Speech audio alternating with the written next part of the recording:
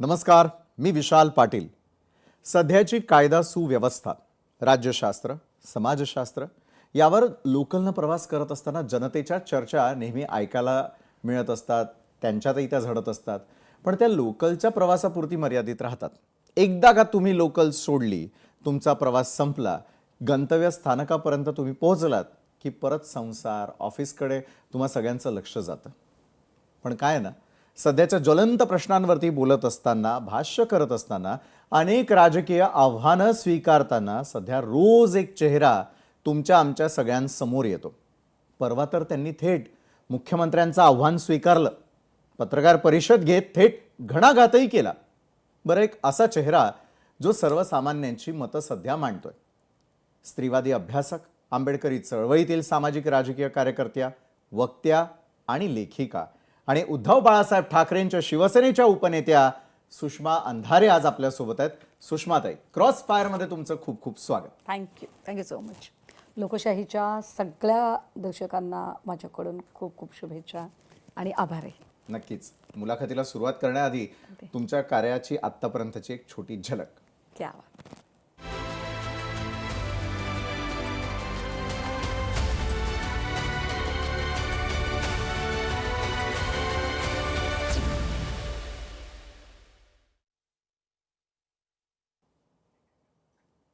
सुषमाताई अंधारे यांना तुमच्या मनातले प्रश्न देखील मी आज विचारणार आहे. मात्र पहिला प्रश्न माझ्या मनात येतो की लोकसभेतील नामंजूर झालेल्या महिला विधेयकावरती एक महिला म्हणून सुषमाताई, तुमचं मत काय आहे? मला माझं मत मांडायच्या आधी ना मला सतत प्रश्न पडतोय की ठीक आहे, सत्ताधाऱ्यांनी खोटारडेपणा केला. बरं, सत्ताधाऱ्यांनी एका परिसीमन विधेयकाला महिला आरक्षणाचं विधेयक असं म्हणत त्याला महिला आरक्षण विधेयकाचं आंगडं टोपडं घालायचा प्रयत्न केला. बरं. पण पत्रकारांनी तरी किमान त्याला दुरुस्त करावं आणि सांगावं की परिसीमन विधेयक नामंजूर झालेलं आहे, महिला आरक्षण विधेयक नाही.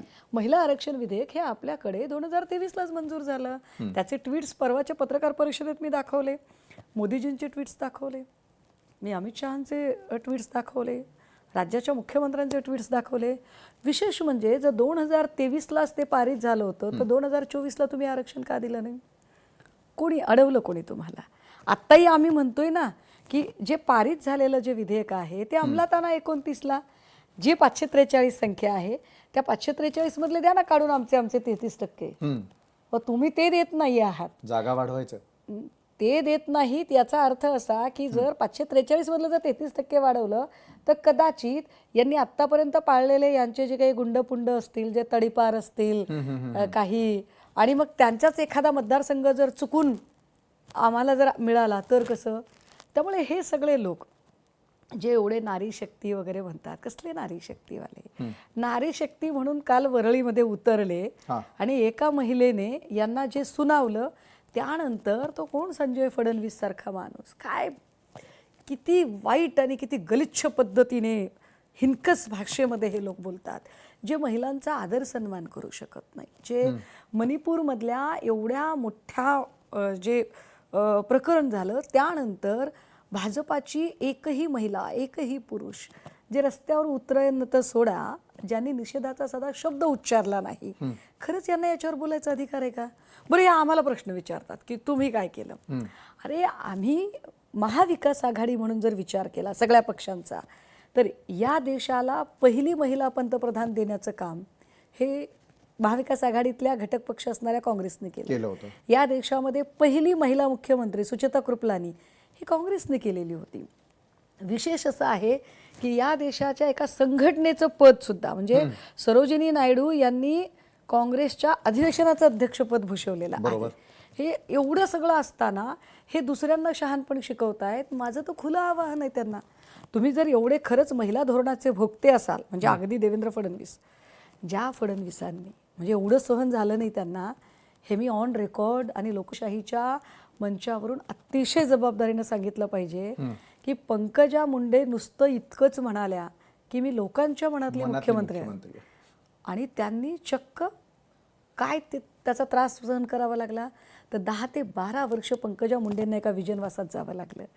इतके सत्तातूर असणारे लोक की एका महिलेचं बोलणं सुद्धा म्हणजे मनातली मुख्यमंत्री आहे असं म्हणणं सुद्धा जे लोक सहन करू शकत नाहीत, तरीही जर यांना वाटत असेल की नाही नाही आम्हीच खरे महिला धोरणाचे पुरस्कर्ते, तर माझं अजून म्हणणं आहे ठीक आहे बाबा, पंकजा मुंडे थोड्याशा तुम्हाला ॲडमंड वाटतील, आहे की नाही, त्यांची स्वतःची मतं भूमिका, पण काही लोक आहेत ना यांच्यासोबतचे, यांनी छू म्हटल्याबरोबर भुंकणारे पण असे काही चित्रविचित्र लोक आहेत, त्यांना मुख्यमंत्री करा, काय हरकत आहे, बरं जाहीर करा 2029ला आमचा पंतप्रधान पदाचा म्हणजे भाजपाचा, सत्तेत येणार नाहीत ते सोडा, मी आजही सांगते तुम्हाला 2029 हे 2028 पण गाठू शकतील का नाही अशी परिस्थिती आहे, बरं. पण 2029ला भाजपने सांगावं की आमचा पंतप्रधान पदाचा चेहरा महिला असेल, फडणवीसांनी सांगावं की इथला मुख्यमंत्री पदाचा चेहरा महिला असेल, मग आम्ही तुम्हाला मानू. बोलाचीच कडी आणि बोलाचाच भात, कोणाला शहाणपण सांगताय तुम्ही, परिसीमन आयोगाला महिला आरक्षणाचं विधेयक सांगताय आणि हे लोकांना कळणार नाही की तुम्ही सरळ सरळ हा दक्षिण विरुद्ध भारतचा संघर्ष उभा करताय, तुम्ही भारतात फूट पाडू पाहताय. आणि हे सुद्धा ऑन रेकॉर्ड सांगितलं पाहिजे की सध्या फडणवीस साहेबांची महत्वाकांक्षा वाढलेली आहे, दिल्लीचे वेध लागलेले आहेत. बरं अशा दिल्लीचे लागलेल्या वेधामध्ये आत्ता त्यांना योगींच्या सोबत कॉम्पीट करणं गरजेचं आहे. त्यामुळे योगींच्या सोबत कॉम्पीट करताना उत्तरेच्या बरोबरीने महाराष्ट्र कसा आहे आणि आम्ही कसे जास्तीत जास्त ताकदीने मांडू शकतो, बोलू शकतो, त्यामुळे त्यांनी त्यांची एक टीम तयार केली आहे. दुर्दैवाने त्यांच्या टीममध्ये लॉजिकल बोलणारा विचार करणारा एकही जण नाही आहे. त्यांच्या टीममध्ये स्पर्धा काय आहे, जास्तीत जास्त इलॉजिकल कसं बोलू शकतो आम्ही, जास्तीत जास्त किंचाळू कसे असं शकतो. सुषमाताईंना का वाटतं पण? मला सांगा, नितेश राणेचं असं एक लॉजिकल वाक्य दाखवा मला, एक लॉजिकल वाक्य की त्यांनी बिचाऱ्याने तर्कशुद्ध उच्चारलेलं आहे, त्या कोणीतरी काय त्यांच्याकडे चित्रविचित्र लोक बायका आहेत, एक असं लॉजिकल वाक्य दाखवायचं. अरे 2023ला जे म्हणतात की अब राम युग आया है, ये हुआ है, वो हुआ है, आणि ट्विट स्वतःच व्हिडिओ बाईट, आणि त्या व्हिडिओ बाईटवर तुम्हीच 2026ला इतकं बेमालूम खोटं बोलता. लोक इतके खुळे आहेत का? ज्या पद्धतीने वरळीतल्या त्या महिलेने एक प्रोटेस्ट केला, ज्या पद्धतीने काल प्रशांत तांबी यांच्या आईने एक ललकारलं की तू कुणीही अस, तू माझ्या लेकराला हात लावून दाखव, जेव्हा इथल्या आई असणाऱ्या स्त्रीवर हे संकट येताना दिसते आणि तिला असं वाटतंय की यांच्या धर्मवादाला, यांच्या जातीवादाला, यांच्या अतिरेकी सत्तेच्या महत्वाकांक्षेला बळी पडून आमची मुलं होरपळून जातील की काय, तेव्हा आई म्हणून ज्या स्त्रिया उभ्या राहतील त्या भाजपचा तख्त पलटल्याशिवाय राहणार नाही. बरं, पण सध्या महाराष्ट्रासमोर असलेलं सगळ्यात मोठं सामाजिक राजकीय असं आव्हान नेमकं कुठलं आहे की जेणेकरून महाराष्ट्रातल्या नागरिकांना इतकं भयभीत केलं जातं? आरोप माझा सत्ताधाऱ्यांवर आणि विरोधक दोघांवर आहे, कारण सगळेच राजकीय पक्ष तसं चित्र निर्माण करताना दिसतात. सत्य परिस्थिती काय? मला वाटतं सगळ्यात मोठं आव्हान काय माहिती आहे का, धर्म ही जगण्याची प्रणाली आहे. बरं, धर्म जगण्यासाठी आवश्यक आहे. तुम्ही नीतिमान असलं पाहिजे, तुम्ही नैतिकतेनं राहिलं पाहिजे, आणि नीतिमान आणि नैतिकतेनं राहण्यासाठी धर्म फार गरजेचा असतो. मात्र भाजपाने या धर्माचं मार्केटिंग करायला सुरुवात केली. बरं, धर्म ही मार्केटमध्ये विकण्याची गोष्ट नाही. भाजपने ज्या पद्धतीने एक अवडंबर माजवलं आणि त्या अवडंबरामध्ये अडचण अशी झाली की लोकांचे जे डेली नीड्सचे ज्या गोष्टी आहेत, ज्या त्यांच्या दैनंदिन आयुष्यात भेडसावणारे प्रश्न आहेत, त्या प्रश्नांवर चर्चाच होत नाहीये. साधं गणित आहे. मी आई आहे, माझं छोटं बाळ आहे, माझी मुलगी शाळेला जाते. प्रत्येक शाळेने स्वतःची अशी पुस्तकं सांगितली. विशेष दरवर्षी वेगळ्या प्रकाशकांची पुस्तकं असतात. हो. आणि ती वेगळ्या प्रकाशकांची पुस्तकं, किती महागडं पुस्तक, एक साधं सोशल स्टडीचं पुस्तक 750 रुपये, 950 रुपये. एक साधं काय त्यांचं इंग्लिशचं पुस्तक, कम्प्युटर सायन्सचं पुस्तक, ही पुस्तकं 500च्या वर. काही नसतं त्या पुस्तकांमध्ये, फक्त त्याचे कलर चकचकीत असतात. आणि बरं, पूर्वी आपण काय करायचो की आपल्यापेक्षा मोठ्या भावंडाचं पुस्तक आपण वापरायचो. आता ती वापरायची सोयच ठेवली नाही. जाणीवपूर्वक या सगळ्या भांडवली जगामध्ये हे पुस्तक, हा प्रकाशक दरवर्षी वेंडर बदलला जातो, शिक्षणाचा बाजार झाला आणि शिक्षणाचा बाजार केला जातो. इवन युनिफॉर्म सुद्धा दरवर्षी बदलला जातो. आणि विशेष गोष्ट आहे की याकडे शिक्षण मंत्री असणाऱ्या माणसाचं अजिबात लक्ष नसतं. कोण होते आपल्याकडे मागे शिक्षण मंत्री? दीपक केसरकर. काय बोलावं केसरकरांना? ज्या केसरकरांचं शिक्षणाकडे लक्ष नाही आहे, म्हणजे जो ज्या खात्याचा मंत्री आहे त्याला त्या खात्याकडे इंटरेस्ट नाही आहे, आणि मग केसरकरांना आम्ही शोधायला कुठे जायचं? शिवनिका ट्रस्टमध्ये, खरातच्या आश्रमामध्ये. हे कोण तेजस्वी लोक आहेत? खरंच यांना राज्य चालवणं कळतं का? राज्याचे प्रश्न यांना कळतात का? महिला बालकल्याण विकास खातं आदिती तटकरे चालवतात. खरंच आदिती तटकरेंना महिला बालकल्याण खातं कळतं का? वडिलांच्या पुण्याईवर तुम्हाला खातं मिळालं, तुमची स्वतःची अशी काय योग्यता होती, काय असं तुमचं स्वतःचं कॅलिबर होतं? आदिती तटकरे या मंत्री महोदयांनी जेव्हापासून त्यांच्या खात्याच्या मंत्रिपदाचा पदभार स्वीकारलेला आहे, या महाराष्ट्रातल्या कुठल्या महिला प्रश्नावर त्या बोलल्यात? कुठल्या महिला प्रश्नावर त्यांनी ताकदीने एक ठाम अशी भूमिका घेतली आहे? तर त्याचं उत्तर नाही असं येतं. बरं, मग राज्यात स्त्रिया किंवा इतर या सगळ्या प्रश्नांवर मी येतोय, मात्र ज्या मंत्रिमंडळावरती तुम्ही घणाघात करताय किंवा ज्या मंत्र्यांवरती तुम्ही शंका उपस्थित करताय, तर त्यांचं प्रतिनिधित्व करतात राज्याचे मुख्यमंत्री देवेंद्र फडणवीस. बरं, महिला विधेयकावरनं किंवा ज्याला तुम्ही म्हणताय परिसीमन, त्यावरून ओपन डिबेटला तयार आहे का हो विरोधक खरंच? आणि तुम्ही ज्या वेळेला चॅलेंज घेतलं, जा डिबेट करा, मात्र विरोधक कुठेतरी कमी पडताय, असं नाही का तुम्हाला वाटत? आता मला सांगा, मी पुनश्च एकदा त्याचा पुनरुच्चार करते. हां. माझं असं म्हणणं आहे की लोकशाही न्यूजच्या सगळ्या टीमने माझा वेळ उपलब्ध आहे. मुख्यमंत्री बिझी आहेत, मुख्यमंत्र्यांचा वेळ तुम्ही मागा. तुम्हाला संपादक म्हणून जर ते वेळ दिला तर उत्तम. नायडू साहेबांना वेळ मागायला सांगा.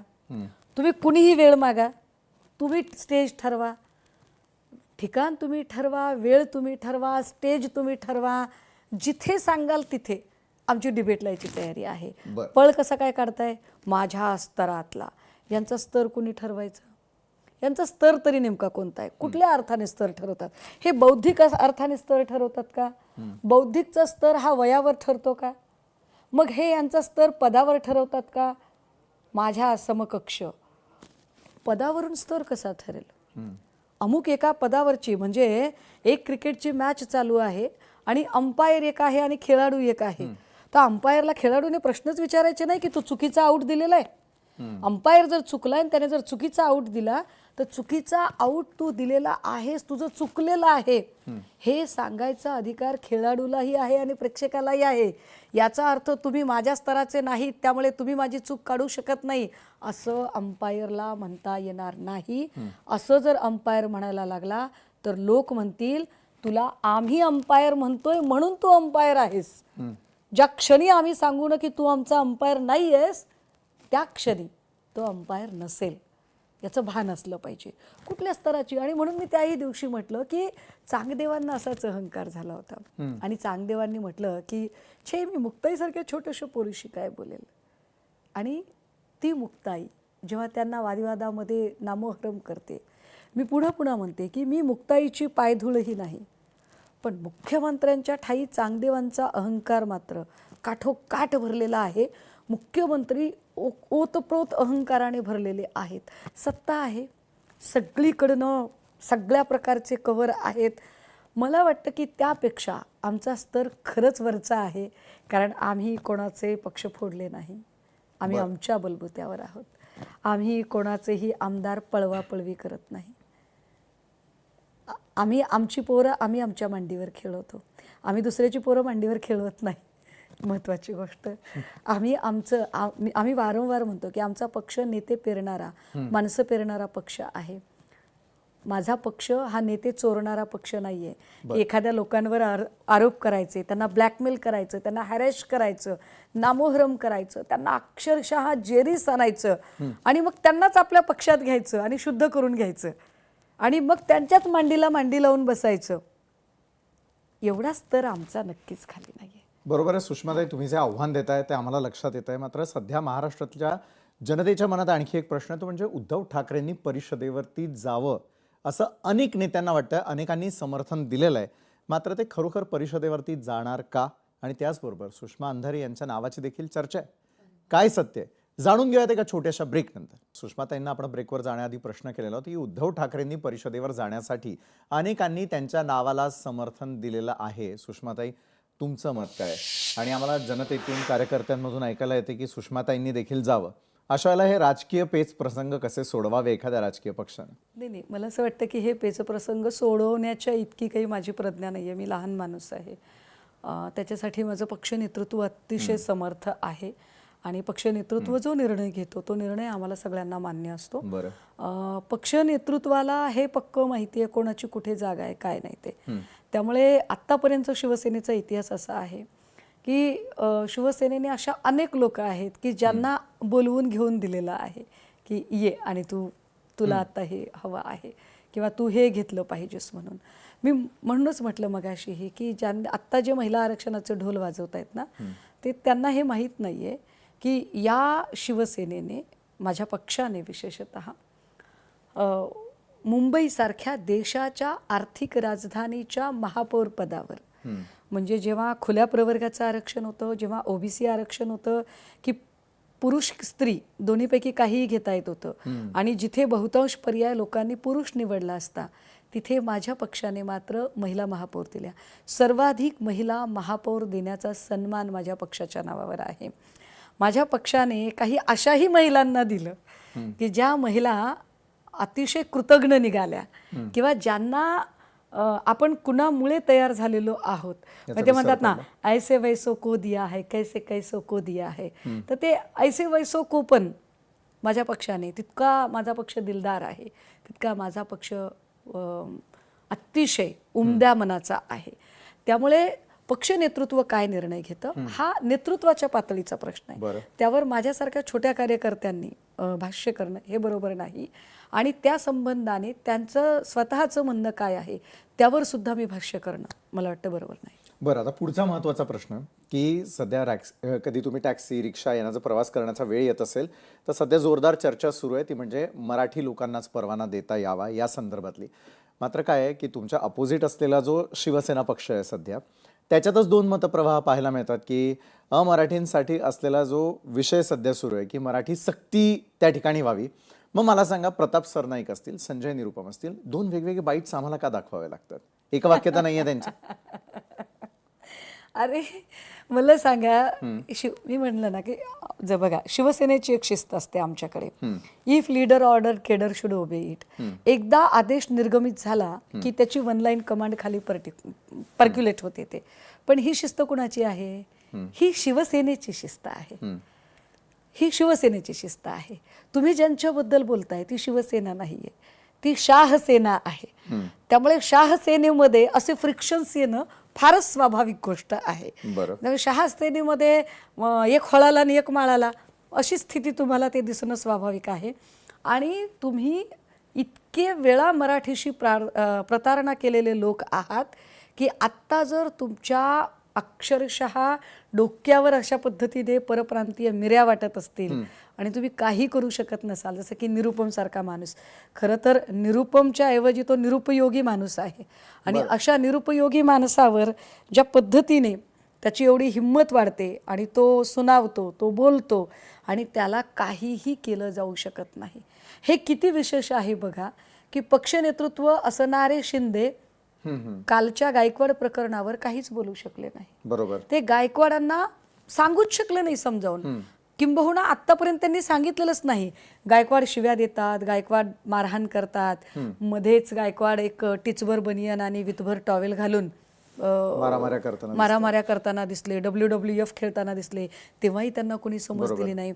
त्याही मुद्द्यावर त्यांच्याकडे दोन प्रवाह दिसले की काल त्याच ज्या कृतज्ञतेचा कळस असणाऱ्या, कारण आता परिषद म्हटल्यावर आता त्यांना एरवी ज्या 4.5 वर्ष प्रोटोकॉल म्हणत होत्या प्रत्येक गोष्टीवर, नाही मी उपसभापती आहे, मला एक प्रोटोकॉल आहे, एरवी त्या प्रोटोकॉल म्हणत होत्या. पण आता टर्म संपते म्हटलं की त्या प्रत्येक गोष्टीत आपण दिसलो पाहिजे याच्यासाठी धडपड करतायत. आणि काल त्यांनी चक्क गायकवाडची बाजू घेतली. शिंदेंचा एकही प्रवक्ता काल गायकवाडांना डिफेंड करायला पुढे आला नाही.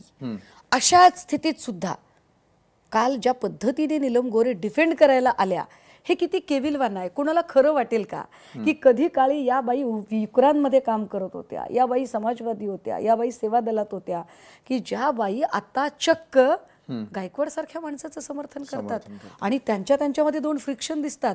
म्हणजे ही शिवसेना असती तर ती एकवाक्यता दिसली असती. जसं की आम्ही वारंवार सांगतो की आमच्याकडे काय होईल तर आमचं पक्ष नेतृत्व ठरवेल, पक्ष नेतृत्वाला माहिती आहे काय ते. त्यांच्याकडे तसं नाहीच आहे. शिंदे पैसे खर्च करतायत का? हो, खर्च करतायत, खूप पैसे खर्च करतायत. पण शिंदेचे पैसे कारणे कुठे लागतायत? साधं गणित आहे. गणेश नाईकांनी शिंदेंवर वाटेल ती टीका केली. एकही माणूस शिंदेंच्या बाजूने गणेश नाईकांना शिवीगाळ करणं सोपं आहे हो. धमक्या देणं, शिवीगाळ करणं, तुला बघून घेतो म्हणणं. पण गणेश नाईकांचे मुद्दे कसे चूक आहेत हे शांतपणे, तार्किक पद्धतीने, तर्कशुद्धतेने एकही माणूस डिफेंड करायला आला नाही. जेव्हा आम्ही सावरी प्रकरणात ड्रग्ज आणि ह्या सगळ्या गोष्टी काढल्या तेव्हा सुद्धा एकही माणूस तिथे डिफेंड करायला आला नाही. खरातच्या प्रकरणात बघा, CDR वगैरे सगळं सुरू झालं. अरे एक वेळ मी प्रश्न उपस्थित केला की ठीक आहे, विरोधक आहे आमचा, पण विरोधक असला तरी त्याचे CDR कसे काय निघतात म्हटलं, आणि मी प्रश्न उपस्थित केला.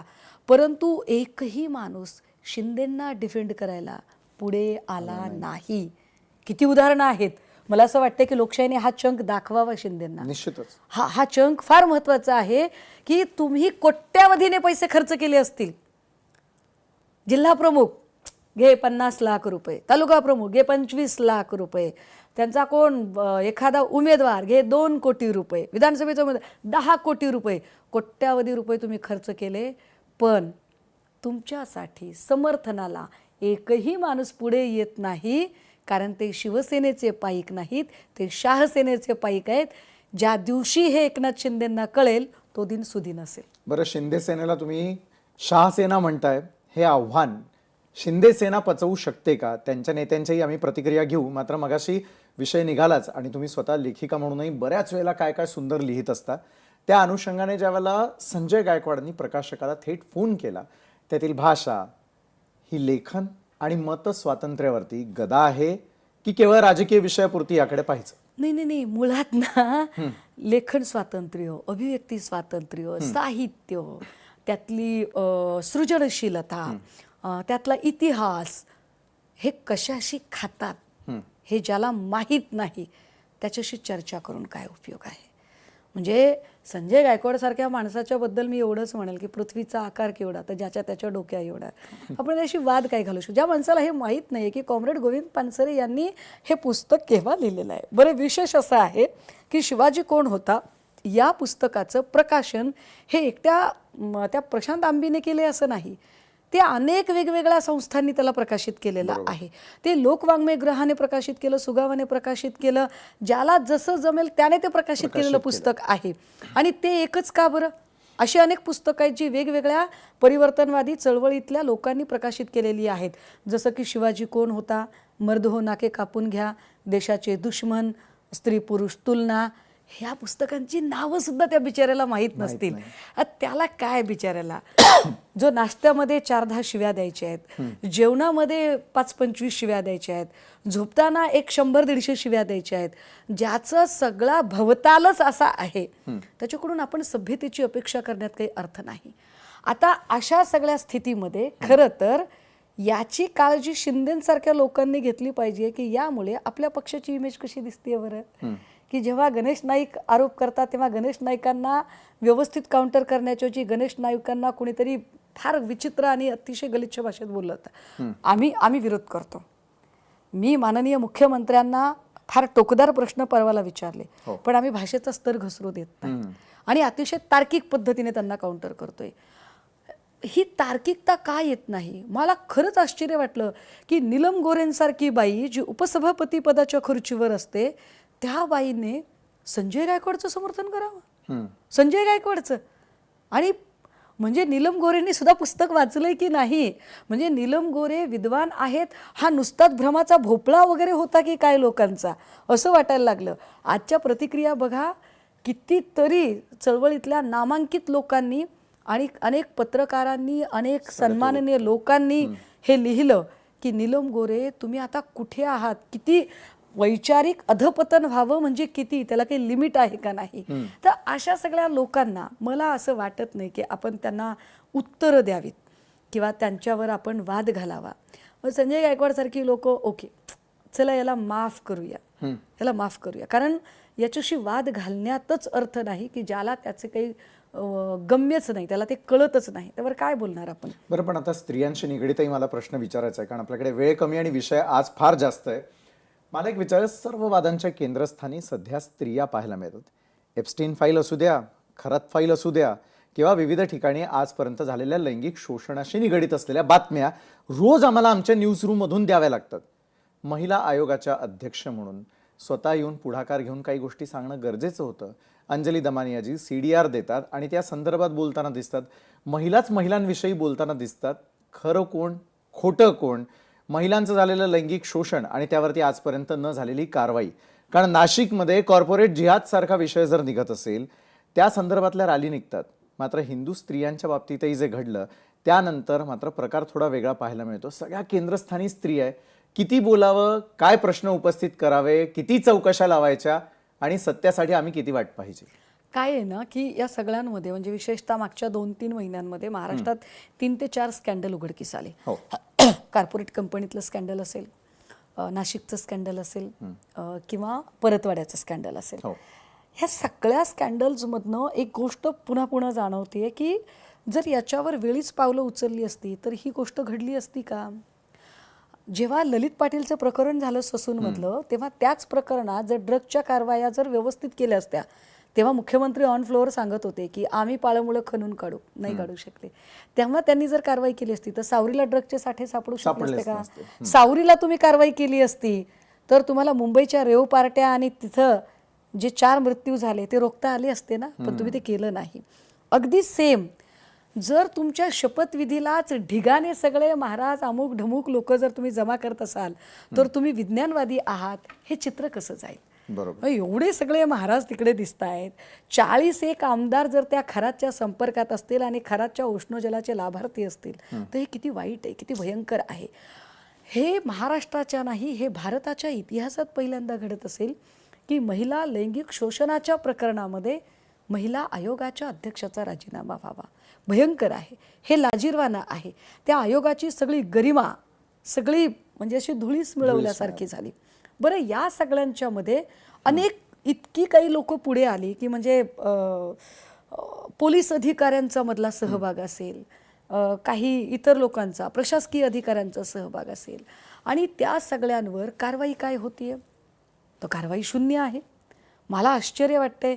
खरात प्रकरणाचा मध्ये कारवाई होत नाहीये. परतवाड्याच्या प्रकरणात तुम्ही बुलडोजर चालवला, चांगली गोष्ट आहे, अभिनंदन तुमचं. पण परतवाड्याच्या प्रकरणात जसा बुलडोजर चालवला तसा तुम्ही खरात प्रकरणातही बुलडोजर चालवायला हवा होता. तो तुम्ही अजूनही चालवला नाही, तुम्ही त्याच्यात काहीच केलेलं नाहीये. मला SITच्या प्रमुख त्यांच्याकडून मी खूप सकारात्मक अपेक्षा व्यक्त केल्या होत्या, पण फक्त PCR याच्या पलीकडे काही गाडी जातच नाहीये. कल्पना खरात अजूनही सापडली नाही. मीनवाईल कल्पना खरातचा अँटिसिपेटरी बेलसाठीचं ॲप्लिकेशन तिचं कोर्टात दाखल झालं. म्हणजे ही सूट दिली जाते का, हे ठरवून काही प्रिव्हिलेजेस देण्याचा प्रयत्न केला जात आहे का. अजूनही केसरकरांना चौकशीला कोणी बोलावलेलंच नाहीये. बघा, माननीय मुख्यमंत्र्यांच्या सोबत माझे वैचारिक मतभेद नक्की आहेत, ते राहतील. मी त्यांना अतिशय टोकदार प्रश्न विचारेन, हेही तितकंच खरं. पण ते माझ्या राज्याचे प्रमुख आहेत आणि मुख्यमंत्र्यांच्या फोटोवर फुल्या मारण्याची घटना घडत असेल तर हे भयंकर आहे. जेव्हा लोक दबक्या आवाजात चर्चा करत आहेत की खरातच्या ठिकाणी तिथे ज्या पूजा वगैरे व्हायच्या, तिथे ज्या फोटोवर फुल्या मारल्या गेल्या, त्या फोटोमध्ये एक फोटो मुख्यमंत्र्यांचा फोटो होता, तर हे गंभीर आहे. आम्ही म्हणतोय की अरे आम्ही सांगतोय म्हणून नाही, तुमच्या फोटोवर फुल्या मारल्या जात आहेत म्हणून तरी चौकशी करा, म्हणून तरी गोष्टी तपासून बघा. ईडीने त्या सगळ्या संपत्ती, इवन रुपाली चाकणकरांच्या सगळ्या संपत्तीचे स्रोत तपासून बघणं गरजेचं आहे. निलेश चाकणकरांच्या ज्या प्रॉपर्टीज दिसत आहेत, निलेश चाकणकरांच्या कंपन्या या तटकरेंच्या माणसासोबत, आकाश चौधरी सोबत दिसतात. हे आकाश चौधरीचा माणूस म्हणजे तटकरेंचे सगळे आर्थिक व्यवहार आकाश चौधरी सांभाळतो आणि आकाश चौधरीच्या कंपनीमध्ये निलेश चाकणकरची भागीदारी दिसते. हे नेमकं गणित काय आहे. जो प्रशासकीय अधिकारी भांडेकर आहे, त्या भांडेकरची पत्नी आणि कल्पना खरात यांची प्रॉपर्टी एकत्रित आढळते.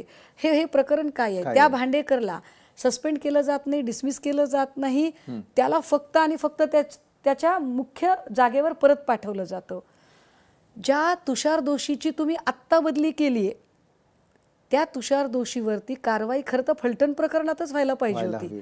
तेव्हा झाली असती तर आत्ता त्याची ती मजल गेली नसती ना. आत्ता जेव्हा म्हणतात मंत्री, जसे की बघा प्रताप सरनाईकांनी इकडे संजय निरुपममध्येच लागलेली आहे, तिकडे स्वतः मंत्री शंभूराज म्हणतायत की मला हाणलं, मला मारलं, मला खेचलं, राज्याच्या मंत्र्याला खेचलं. राज्याच्या मंत्र्याला खेचून मारण्यापर्यंत इथल्या पोलीस अधिकाऱ्याची मजल जाते. त्या पोलीस अधिकाऱ्याला जेव्हा फलटणच्या प्रकरणामध्ये त्याने नियम मोडला होता आणि नियम मोडून ते CDR चाकणकरच्या हातात दिले आणि स्वतः बाजूला राहून चाकणकरांना प्रेस घ्यायला दिली, तिथेच त्याने त्याच्या प्रशासकीय चौकटीचा भंग केला होता. तुम्ही तेव्हाच त्याला शोकच का दिली नाही. म्हातारी मेल्याचे दुःख नसते, काळ सोकावतो. हा काळ सोकावला कुणामुळे. मला वाटतं प्रशासकीय वचक न राहिल्यामुळे. तुमच्याकडे प्रशासकीय नियंत्रण का राहत नाही, का तुम्ही त्यावर बोलत नाही. तुम्ही हा चांगला प्रश्न विचारताय की महिला केंद्रस्थानी, चांगली गोष्ट आहे ना, होऊ देत. थोडंसं विमेन सेंटर्ड पॉलिटिक्स होऊ देत. विमेन सेंट्रलाइज जर होत असेल की महिला केंद्री जर राजकारण होत असेल तर चांगली गोष्ट आहे. महिला इतक्या ताकदीने जर उभ्या राहत असतील तर चांगली गोष्ट आहे. पण दुर्दैव काय माहिती आहे का, की जे महिला केंद्रीय प्रश्न आणि महिला भांडतायत वगैरे, तर त्या सत्तेतल्या महिला भांडत नाहीयेत. हिरिरीने महिलांचे प्रश्न सत्ताधारी महिला मांडत नाहीयेत, विरोधक महिलांना मांडावे लागतात. विरोधक महिलांना मांडावे लागतात. त्यातही माझ्यासारख्या सभागृहाच्या बाहेर असणाऱ्यांना मांडावे लागतात. की आम्ही तो सभागृहात तो आवाज मांडू शकत नाही आहोत. आम्हाला सभागृहात संधी असती तर आम्ही कदाचित अजून ताकदीने मांडू शकलो असतो. आत्ता ज्या बाई आई बहिणीवरून कोणीतरी शिव्या देतं आणि उपसभापती पदावरच्या बाई त्याचं समर्थन करतात, किती वाईट आहे हे. बरं, पण मग सुषमाताई, सभागृहात न्याय मिळतो की नाही तुम्हाला माहिती, बाहेर मिळतो की नाही तुम्हाला माहिती. परवा एक सुंदर मुलाखत तुमची पाहायला मिळाली. रोहित पवारांना तुम्ही थेट काही प्रश्न विचारले. मात्र मला एक सांगा, एक धडाडीचा नेता, एक युवा नेता धडपड करतोय की राज्याच्या उपमुख्यमंत्र्यांच्या मृत्यूचं गूढ काय, कारण काय. बरं, आज तर नवीन आम्हाला आणखी माहिती मिळाली की उपमुख्यमंत्री अजित पवार, दिवंगत उपमुख्यमंत्री अजित पवार यांच्या घरासमोर बोकड, इकडे जादूटोणा, ह्या सगळ्या गोष्टी ज्या आहेत मन सुन्न करणाऱ्या आहे. पुरोगामी महाराष्ट्र तुम्ही, मी, इतरही लोक म्हणतात. खरंच राहिलोय का आपण, की राजकारण्यांनीच हा गोंधळ घातला. कसली पुरोगामी राहिले हो. जर आपण करंगळ्या कापणारे लोक सत्तेत बसत असतील, बाहुल्या काय, फुल्या काय, बोकड काय, मला अक्षरशः म्हणजे हे सगळं ओंगळवाणं आणि चित्र आहे की आपण पुन्हा 5-25 वर्ष मागे चाललेलो आहोत का. आणि कशासाठी आणि कशा. कारण मी म्हटलं ना की धर्म ही गोष्ट नैतिकतेने जगण्यासाठी असते. एक सर्कल पूर्ण होते की ज्या पहिल्या प्रश्नावर मी होते की धर्म ही गोष्ट नैतिकतेने जगण्यासाठी असते. मात्र भाजपाने धर्माचं मार्केटिंग सुरू केलं आणि त्याचं स्तोम आणि त्याचं अवडंबर इतकं माजलं की कोणीही म्हणजे एक दगड उचलावा आणि 5-25 बंधू निघावे अशी सगळी स्थिती निर्माण झाली. आणि ही सगळी म्हणजे आम्ही एकीकडे महागाईची झुंज देत आहोत, आम्ही सगळ्या स्त्री अत्याचाराशी झुंज देत आहोत, आम्ही बेरोजगारीशी झुंज देत आहोत, आता त्याच्यासोबत आम्ही अंधश्रद्धेशी झुंज देत आहोत. आणि हे वाईट आहे की त्या अंधश्रद्धेच्या रडारावर जर राज्याचे मुख्यमंत्री, उपमुख्यमंत्री यासारखी महत्त्वाची नावं येत असतील आणि तरीसुद्धा संबंधित प्रकरणातले तपास अधिकारी म्हणावा तसा तपास वेगानं नेत नसतील तर माझ्यासारख्या माणसाला, म्हणजे मला मगाशी पण कोणीतरी म्हटलं की त्या प्रशांत आंबेची ताई तक्रार अजूनही लिहून घेतली नाही, तो थांबलेला आहे पण लिहून घेतील. तर मला प्रश्न पडला की अरे त्यात काय नवलाची गोष्ट आहे. जिथं राज्याच्या उपमुख्यमंत्र्यांची तक्रार लिहून घेतली जात नाही, विशेषतः त्यांच्याच मतदारसंघात, जो मतदारसंघ गेली 6 दशकं पवार प्रभावित मतदारसंघ आहे, ज्या मतदारसंघातनं एक खासदार जातात, एक आमदार जातात, एक उपमुख्यमंत्री होतात आणि त्या मतदारसंघात जर त्याच माणसाला मृत्यू पश्चात न्याय मिळत नसेल तर काय ती सत्ता, काय ते पैसा आणि काय ते पद. आणि काय आम्ही बडेजाव मिरवावा की आम्ही कायद्याचं राज्य वगैरे स्थापन करत आहोत. आणि ही सगळी बदमाश माणसं, हे सगळे बदमाश जे काल नारी शक्ती वगैरे म्हणून बोंबलत होते, तर त्यांना असं वाटत नाही का की अरे तुम्ही अजितदादांच्या बद्दलची FIR लिहून घेतली नाही तर अजितदादांच्या आईचा आक्रोश काय असेल, तर तिचा नारी म्हणून, तिचा स्त्री म्हणून असणारा अधिकार, तो अधिकार तुम्हाला मान्यच नाही का? हे कुठल्या जगात वावरतात लोक? म्हणजे ही सगळी जी माणसं आहेत ही इतकी दुटप्पी आहेत, इतकी निगरगट्ट आहेत. बरं, हे खोटं सुद्धा इतकं रेटून बोलतात आणि इतक्या बेमालूमपणे ते खोटं पसरवतात की यांना असं वाटतं की नाही आमच्या म्हणजे लोकांच्या लक्षातच येणार नाही. जसं की मी त्या दिवशी म्हटलं की ते म्हणाले रंग बदलणारा सरडा, आम्ही कशाला असे काही शब्द वापरावे. पण खुद की गिरेबान में भी झांक कर देखिए जरा की तुम्ही काय आहात आणि मग आम्हाला ते सगळे प्रश्न विचारा. आम्ही लढायचं ठरवलेलं आहे. सत्ता असणं नसणं आमच्यासाठी काही म्हणजे मोठी गोष्ट नाही आहे. मी तर स्वतः सत्ता नसताना या पक्षात प्रवेश केलेला आहे आणि त्यामुळे संघर्ष करण्याची तयारी आम्ही ठेवलेली आहे. आणि त्यामुळे फक्त सत्तेचा लाभार्थी होण्यासाठी सगळ्या चुकीच्या गोष्टी मान्य करणं हे माझ्या स्वभावात नाही. हे माझं सुदैव आहे की माझं नेतृत्व मला एवढी काम करण्याची संधी देतं. मुख्य प्रवाहातल्या राजकारणामध्ये ज्यांनी नारी शक्ती वंदना बिल आणलं त्या भाजपाने काल 74 लोकांची यादी पाठवली जिल्हा प्रभारी म्हणून, 74 लोकांची. आणि त्या 74 लोकांच्या यादीमध्ये फक्त 11 महिला आहेत. आणि हे आम्हाला शहाणपण सांगतात नारी शक्तीचं. हे आम्हाला सांगणार अरे शिवसेनेने सगळ्यात जास्त महिला प्रतिनिधित्व दिलं. माझ्यासारख्या महिलेला शिवसेनेने, बघा तुम्ही भाजपमध्ये रथयात्रा अडवाणींनी काढली, ते काय वेगवेगळ्या त्यांच्या यात्रा निघतात. कुठली तरी दुष्काळाची यात्रा होती ती पाशा पटेलने काढली. यांच्यातल्या सगळ्या ज्या यात्रा असतात ना ते सगळे पुरुष नेते काढतात. शिवसेना एकमेव पक्ष आहे ज्याने महाप्रबोधन यात्रा एका महिलेला नेतृत्व दिलं होतं. आणि शिवसेना एकमेव आहे की आता नंतर त्यांनी वेगवेगळ्या पक्षांनी या जबाबदाऱ्या द्यायला सुरुवात केली, पण शिवसेनेने पहिल्यांदा महिला संपर्क प्रमुख नेमली गेली. तेवढा आम्हाला आमच्या पक्षात मिळतो. मी असेल, किशोरीताई असेल, आम्हाला आमच्या विरोधी पक्षनेता काय त्यांना नेमता आला नसता? विरोधी पक्षनेत्याला काय रिझर्वेशन असतं काय? पुरुष पण नेमताच आला असता ना. पण ती किशोरीताईंना जबाबदारी दिली. हा माझा पक्ष आहे. त्यामुळे माझ्या पक्षाला ते ढोल वाजवायची गरज नाही की आम्ही महिला शक्तीचे पुरस्कर्ते आहोत की नाही. मला पूर्ण खात्री आहे की माझा पक्ष हा महिला धोरणाचा पुरस्कार नुसता तोंडाने करणारा नाही, तर प्रत्येक वेळेला जिथे जिथे संधी मिळेल तिथे ते कृतीत उतरवणार आहे. बरोबर. पण सुषमाताई जाता जाता, कारण वेळेची कमतरता आहे, जाता जाता एक शेवटचा प्रश्न. सुषमा अंधारे यांचा हा संघर्ष कधीपर्यंत सुरू राहणार? या मुद्द्यांना तुम्ही कधीपर्यंत रेटून नेणार? कारण सर्वसामान्यांची चर्चा ही गंतव्य स्थानापर्यंत जाईपर्यंतच सुरू होते, जो तो आपापल्या संसारात किंवा कार्यालयामध्ये लागतो. सुषमाताई हे सगळं का करता? सुषमाताईंनी हे केलं पाहिजे, कुणीतरी हे केलं पाहिजे. मिठानेच खारटपणा सोडला तर अळणीपणा घालवण्यासाठी कुणाकडे जायचं? सुषमाताईंनी लढलं पाहिजे. आणि तुम्ही जे म्हणताय ना की हा संघर्ष कुठपर्यंत करायचा, तर मला वाटते हा संघर्ष सातत्यपूर्ण असला पाहिजे. अमुक एका गोष्टीचा लाभ मिळवण्यासाठी आणि तो तात्पुरता अंशकालीन असता कामा नये. हा संघर्ष सर्वकालिक असला पाहिजे. पण तो संघर्ष करताना तो फक्त बडवेपणा करणारा असू नये, तर तो सकारात्मक असला पाहिजे, तो सृजनशील असला पाहिजे. जिथे कुठे गोष्टी चांगल्या घडतायत तिथे कधी कधी सामंजस्याची आणि समन्वयाची सुद्धा भूमिका असली पाहिजे. जसं की मी म्हटलं की ठीक आहे की माझा आणि मुख्यमंत्र्यांचा विरोध आहे, पण जर मुख्यमंत्र्यांच्या फोटोवर कोणी फुल्या मारत असेल तर मात्र तिथे माझी भूमिका ही मी राज्याची नागरिक म्हणूनच घेतली पाहिजे. तिथे मी माझे विरोध आणण्याचं काही कारण नाही, हे पण तितकंच खरं. पण म्हणून मी सरेंडर व्हावं, मी गिवअप करावं किंवा मी लगेच सत्तेचे लाभ मिळवण्यासाठी हातमिळवणी करावी, हे सुषमा अंधारेला मान्य होणार नाही. मग भलेही आम्ही विरोधी बाकावर असलो तरी चालेल. नक्कीच सुषमाताई, तुमच्या पुढच्या काळातील सर्व कारकिर्दीसाठी आमच्याकडून, आमच्या टीमकडून आणि आमच्या सर्व प्रेक्षकांकडून मनपूर्वक शुभेच्छा आणि धन्यवाद. तुम्ही वेळात वेळ काढून आलात. Thank you so much. तर आजच्या क्रॉस फायरमध्ये सुषमाताई अंधारे नेमक्या आहेत कशा, खरं रूप काय, खोटं रूप काय, अनेक वेळेला अनेक प्रकारची मतं बनवली जातात, मात्र व्यक्ती म्हणून त्या कशा आहेत हे जाणून घेण्याचा आपण थोडक्यात प्रयत्न केला.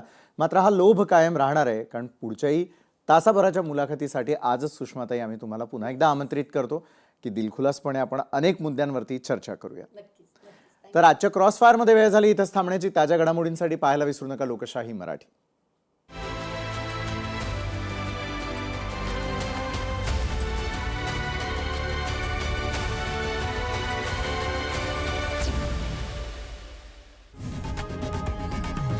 लोकशाही मराठी ऐका, पहा, जागरूक रहा.